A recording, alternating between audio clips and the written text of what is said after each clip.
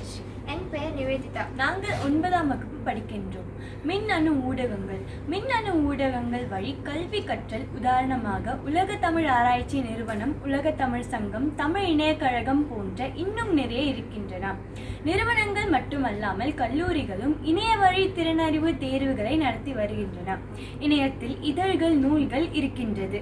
இவை மூலமாகவும் நமக்கு தேவையான தகவல்களை பெற முடிகிறது.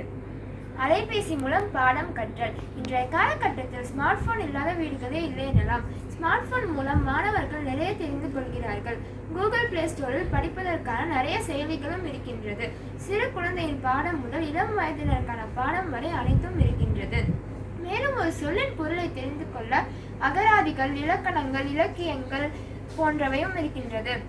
மேலும் IAS, TNPSC போன்ற எக்ஸாம்ஸ்க்கான செயலிகளும் இருக்கின்றது. குறைந்த நேரத்தில் வீட்டிலிருந்தே கற்றுக்கொள்ளலாம். நன்றி. வணக்கம்.